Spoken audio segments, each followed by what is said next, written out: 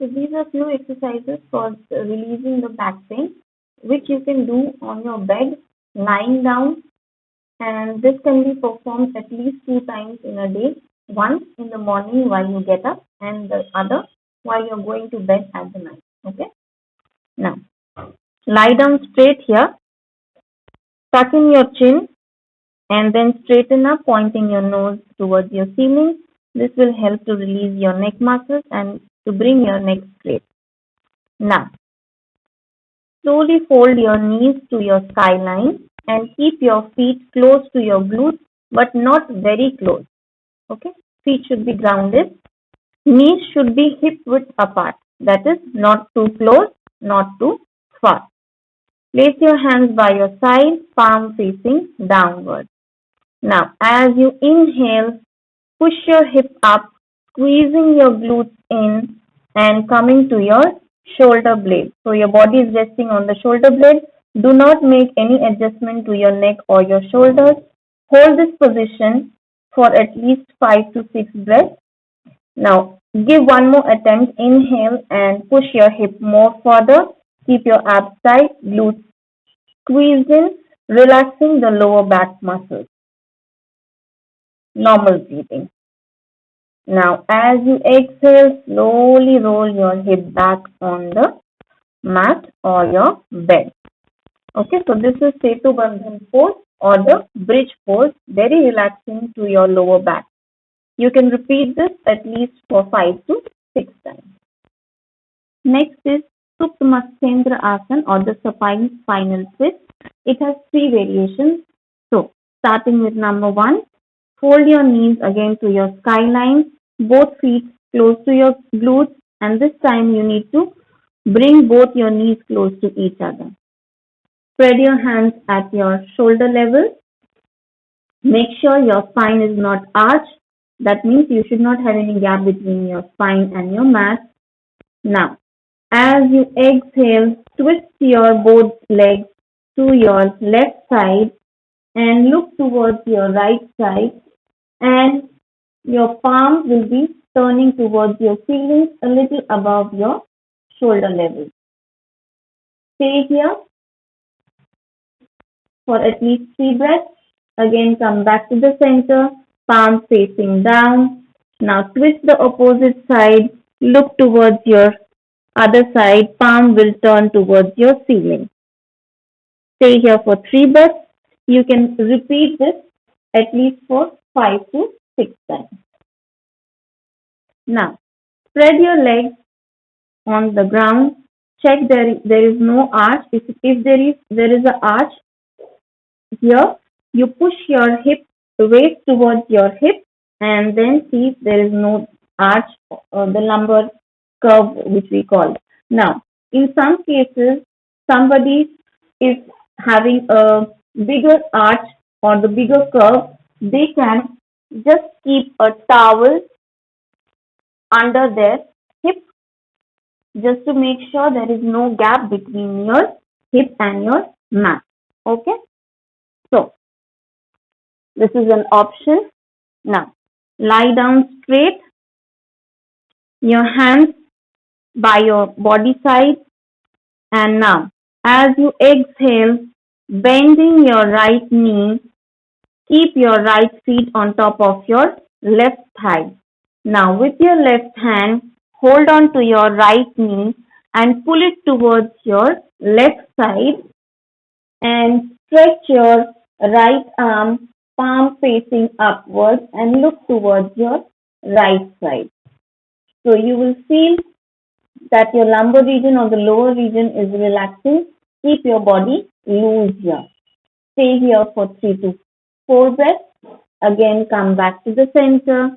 Keep your legs on the mat and straighten them. Repeat the same with the other leg also.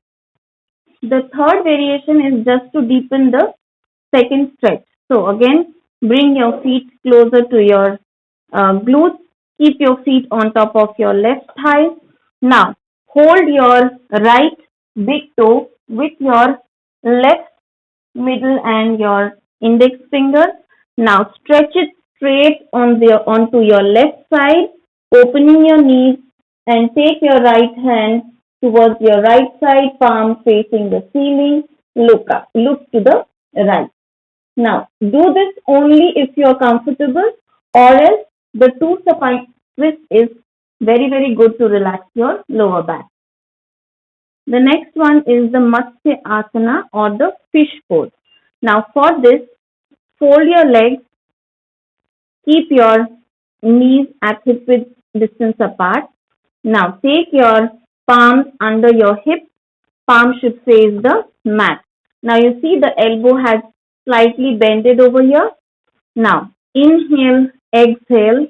As you inhale, press onto your elbow, push your shoulder away from your mat, take your head up and come up onto your crown. Make sure your neck is comfortable.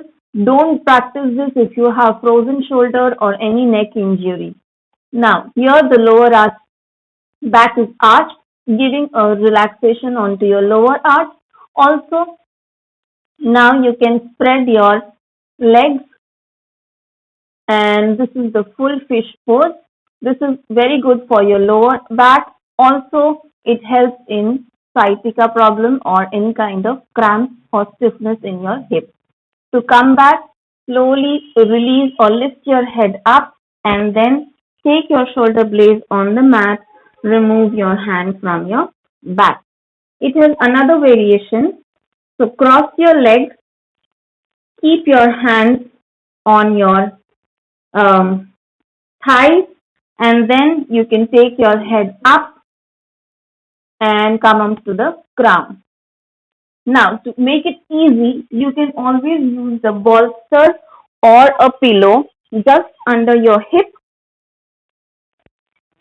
in a slanting position. And now keep your hip raised on this bolster and fold your legs. Keep your palms rested on your thigh and relax your back. Next is a very easy and comfortable pose. It's called the Pavan Mukh Asana or the gas release pose. So bring both your knees near to your chest, interlock your hand, hold it from outside and press it towards your chest tightly, point your toes outward. Very good if you do it in the morning to release all your gastric and acidity issues. Very good for your digestion and to clear your bowel. That's why ideal to do on bed itself, just when you wake up. To release it, simply release your hands and let your legs go down. This is Shalabh Asana or the locust pose. Now for this you have to lie on your belly. Keep your legs together, hands beside your body. Now, as you inhale, roll your shoulders up, neck straight, and then take your both feet together. Hands pulled behind. You can join both your hands and push it downward and stretch your arms like this. So basically, you in this posture, you are on your belly or your hip bone. Very good for sciatica. Very good for releasing any kind of stiffness in your lower and your hip muscles. Now, you can either do this or you can do the Sarpasana, that is the snake pose, which is just lifting your upper body, not your lower part. Interlock your fingers behind and push your arms and look up. Keep your feet on the floor. So you feel stretch in your shoulder blades, squeeze in your lower back, and also your chest is uplifted here. Now exhale and go down. Next is the cobra or the bhujang pose. So for that, keep your palms near to your chest, fingers wide open, legs at a comfortable distance. And now, as you inhale, roll your shoulders up, take your upper body up and squeeze your glutes and your lower back. Don't squeeze your shoulders. Keep your shoulder away from your ear and stretch your neck up. You can stay here for 6 to 5 breaths, then exhale and come down. Now, This also has a variation for the half cobra or the elbow variation. So in that, we don't stretch our hands full. So we take it halfway up and then exhale and come down. Now, the common mistake is people ignite their elbow and then push themselves up. So make sure your hand is with your body, elbow with your waistline, and then you're taking it up, stretch or half, and then exhaling and come back. And then relax here. Now, coming onto your knees, come to a tabletop posture. That means your shoulder and your wrist should be in one line. Your knee and your hip should be in one line. Hands should be shoulder width apart, shoulder width, and your knee should be hip width apart, like this. So this is a tabletop posture, fingers apart to make the grip strong. Now, we are going to do the cat and cow position, which is very, very good for the spine, posture correction, and also warming up all your back. So, as you inhale, push your hip back, roll your pelvic down, and take your chin up. Feel the arch in your back. Now, exhaling, push your pelvic up, roll your hip down, take your chin and tuck into your chest. Feel all the vertebrae opening up. Make a hunchback. Now, the movement should be very, very slow to avoid any kind of injury. So this is a relaxing pose. All the postures should be done slow. Move your spine up and down. Feel every vertebra opening and then squeezing up. Then you can repeat this for 6 to 8 times, and coming back to the tabletop posture, release the pose here. From here, we will directly go to the Virasana or the hero pose. Again, a very relaxing and one of my favorite posture. So here you can take help of your bolster or a big pillow.